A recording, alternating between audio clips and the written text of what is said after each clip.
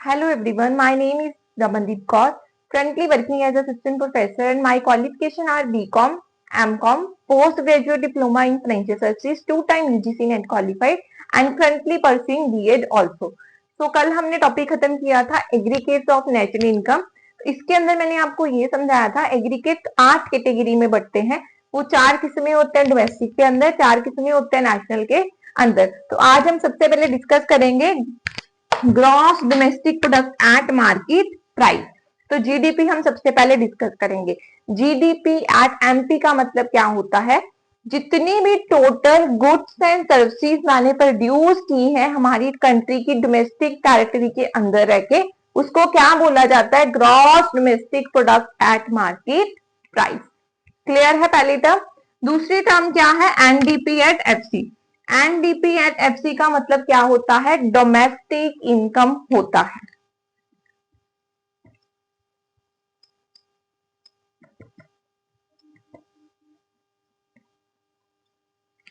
इसका मतलब होता है टोटल इनकम जितनी भी मैंने प्रोड्यूस की है कंट्री के अंदर रह के, उसमें से माइनस क्या कर दिया जाएगा? डेप्रिसिएशन माइनस कर दिया जाएगा। उसको क्या बोला जाएगा? NDP at FC. Next term है जीडीपी एट एफसी। जीडीपी का मतलब क्या होता है? जितनी भी टोटल गुड्स हमने प्रोवाइड की हैं वो किसके ऊपर होंगी? कोस्ट के ऊपर होंगी, फैक्टर कोस्ट के ऊपर। देन है NDP at MP. NDP at MP का मतलब क्या होता है? Net domestic product at market price. Same इसके अंदर क्या होगा? डिप्रिसिएशन माइनस हो जाएगा टोटल गुड्स में से, और जो गुड्स होंगी वो मार्केट प्राइस के ऊपर प्रिवेल करेंगी। अब आ जाते हैं दूसरी साइड नेशनल इनकम की तरफ।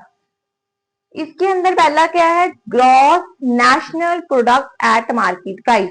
जितनी भी गुड्स प्रोड्यूस हुई हैं उसके अंदर मैंने क्या ऐड कर दिया? NFIA, net factor income from abroad. Clear है? देन यहाँ पे क्या लिखा है? एनएनपीएफसी। इसको क्या बोला जाता है? नेशनल इनकम बोला जाता है। नेक्स्ट क्या है? जीएनपीएफसी। जीएनपीएफसी का मतलब क्या होता है? Gross national product at factor cost. और लास्ट पे क्या है? एनएनपीएमपी। इसका मतलब क्या होता है? Net national product at market price. हम अब एक एक करके इसको सॉल्व करना सीखते हैं। सबसे पहले मैं आपको एमपी और एफसी का मतलब बताती हूँ क्या होता है। एक साइड मैंने फैक्टर कॉस्ट लिख लिया, दूसरी साइड मैंने क्या लिख लिया? मार्केट प्राइस लिख लिया। अब इसको इजी वे में समझते हैं। जिस भी इकोनॉमी के अंदर हम रहते हैं वहां पे कौन प्रिवेल करती है? गवर्नमेंट प्रिवेल करती है। तो गवर्नमेंट हमारे ऊपर, प्रोड्यूसर्स के ऊपर क्या लगाती है? टैक्स लगाती है। तो जब गवर्नमेंट हमारे ऊपर टैक्स लगाएगी तो हमारा जो प्रॉफिट होगा वो कम हो जाएगा। सपोज मैंने ये मार्कर 10 रुपए का बनाया, जब मैंने ये मार्कर को बनाया तो 10 रुपए कॉस्टिंग करी, तो गवर्नमेंट ने इसके ऊपर 5 रुपए क्या लगा दिया? टैक्स लगा दिया। तो मैंने इस प्रोडक्ट की कॉस्ट कितनी कर दी? 20 रुपीज कर दी, जिसको मैंने जिस प्राइस से इसको मैंने मार्केट में बेचना है। तो ये प्रोडक्ट बना कितने का था? 10 रुपए का। 5 रुपए मैंने इसके अंदर क्या ऐड किया? टैक्स ऐड किया। तो 5 रुपए मैंने इसके अंदर प्रॉफिट ऐड किया। मार्केट में ये प्रोडक्ट कितने का गया? 20 रुपीज का गया। तो ये इसका क्या हो जाएगा? मार्केट प्राइस हो जाएगा। क्लियर है? अब हम इसको ध्यान से समझते हैं। अगर मैंने फैक्टर कोस्ट से एमपी की तरफ जाना है, फैक्टर कोस्ट का मतलब क्या है? जिस कोस्ट पे मैंने उस चीज को प्रोड्यूस किया है। एफसी से एमपी की तरफ जाना है तो मैं इसके अंदर क्या प्लस करूंगी? एनआईटी। एनआईटी क्या होता है? Indirect taxes minus subsidy.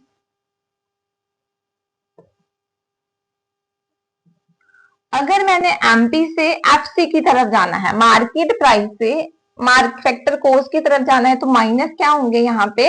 NIT minus होंगे। अब जितने भी एनआईटी की डेफिनेशन होती है, ये क्या होती है? The taxes impose by the government on the producer. उसको क्या बोला जाता है? इनडायरेक्ट टैक्सेस बोला जाता है। सब्सिडीज क्या होता है? जो फाइनेंशियल असिस्टेंस प्रोवाइड की जाती है किसके द्वारा? गवर्नमेंट के द्वारा प्रोड्यूसर्स को, उसको क्या बोला जाता है? सब्सिडीज बोला जाता है। इन दोनों के डिफरेंस को क्या बोला जाता है? एनआईटी बोला जाता है। होपफुली आपको ये दोनों टर्म्स क्लियर है, factor cost and market price. Clear है? अब आगे चलते हैं इसकी नेक्स्ट टर्म के ऊपर।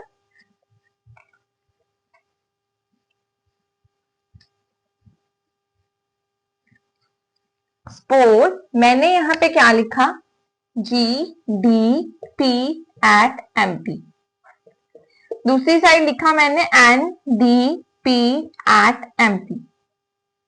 MP भी सेम है, यहाँ पे MP सेम है, P सेम है, P सेम है, D सेम है, D सेम है।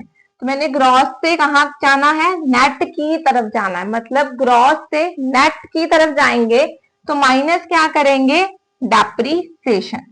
अगर नेट से ग्रॉस की तरफ जाएंगे प्लस क्या करेंगे, डेप्रीसिएशन करेंगे। मैं आपको क्लियर करके एक बार दिख देती हूँ नीचे, GDP at MP equals to NDP at MP। इसके अंदर MP और ये सारी चीज क्या थी, सेम थी। इसके अंदर अलग क्या था, N और G, ग्रॉस और नेट। तो ग्रॉस से नेट की तरफ जब जाएंगे तो माइनस करेंगे डेप्रिसिएशन, जब नेट से ग्रॉस की तरफ आएंगे प्लस करेंगे डेप्रिसिएशन। क्लियर है यहां तक? आई होप सबको क्लियर होगा। अब इसका नेक्स्ट टॉपिक करते हैं।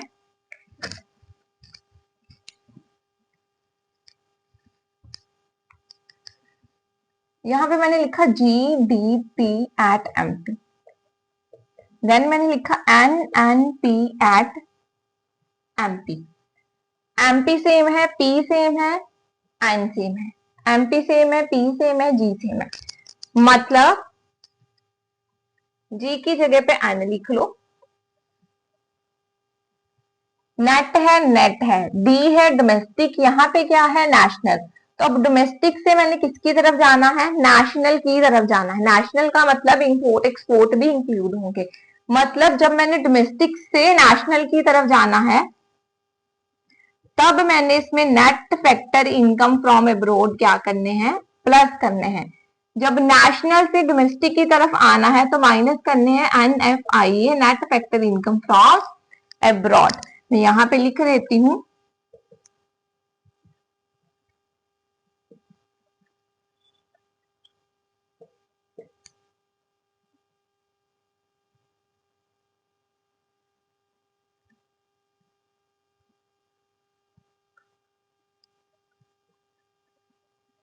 टू माइनस फ्रॉम, कितनी मैंने वहां पे पेमेंट की है और वहां से मेरे को कितनी पेमेंट रिसीव हुई है, उसको बोला जाता है NFIA।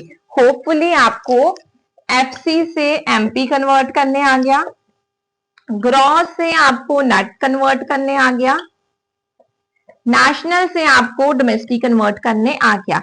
इन्हीं चारों चीजों पे ऊपर हमारा क्या होगा, पूरा का पूरा नेशनल इनकम डिपेंड करता है।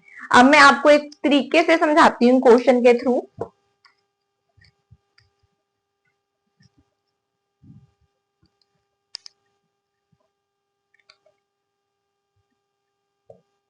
GDP, यहां पे क्या लिख लिया, FC। अब यहां पे क्या लिखा, NNP एट MP। अब आपको इस क्वेश्चन में दिख रहा है कि कोई भी चीज सिमिलर नहीं है। अब हम एक एक करके क्या करेंगे, सिमिलर करेंगे। मैंने क्या कन्वर्ट करना है, GDP एट MP FC पे मैंने कन्वर्ट करना है। तो सबसे पहले मैंने MP और FC को कन्वर्ट किया। मार्केट प्राइस से मैंने किसकी तरफ जाना है, फैक्टर कॉस्ट की तरफ जाना है, तो विच मीन्स मैंने यहाँ पे क्या माइनस करनी है, NIT माइनस करनी है। फिर मैंने नेशनल की तरफ, डोमेस्टिक, नेशनल से डोमेस्टिक की तरफ जाना है, विच मीन्स मैंने यहाँ पे माइनस क्या करना है, NFIA, net factor income from abroad, क्योंकि नेशनल से डोमेस्टिक की तरफ जाना था। अब मैंने नेट से कहा जाना है, ग्रॉस की तरफ जाना है, तो प्लस क्या करूंगी, यहाँ पे डेप्रिसिएशन प्लस करूंगी। होपफुली सबको यहां तक क्या है, क्लियर हो गया है। अब मैं एक सिंपल वे में यहाँ पे लिख देती हूँ बोर्ड पे, जो आप नोट्स की फॉर्म में बना सकते हो। अगर FC और MP का मैंने कन्वर्जन करना है तो किसका यूज होगा, NIT का यूज होगा। अगर मैंने ग्रॉस से नेट की तरफ जाना है तो तब किसका यूज होगा, डेप्रिसिएशन का यूज होगा। प्लस होगा माइनस होगा वो मैंने आपको बता दिया। अगर मैंने डोमेस्टिक से नेशनल की तरफ जाना है तब किसका यूज होना है, NFIA का यूज होना है, जो मैंने आपको बहुत अच्छे से प्रैक्टिकल में समझा दिया है। किसी को यहां तक डाउट होगा तो आप कमेंट सेक्शन में पूछ सकते हो। क्लियर है? अब हम इसका नेक्स्ट टॉपिक करते हैं, मेजरमेंट्स ऑफ नेशनल इनकम।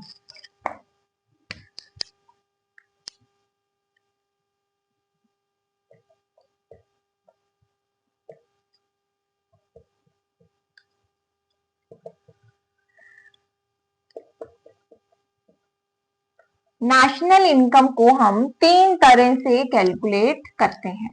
वो 3 तरह कौन से हैं? 3 मेथड होते हैं। पहला मेथड क्या है? Value added method.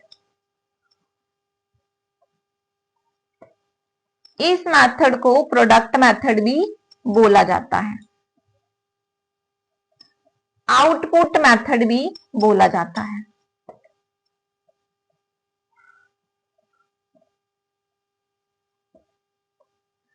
सेकंड क्या होता है? Income method. थर्ड क्या होता है? Expenditure method.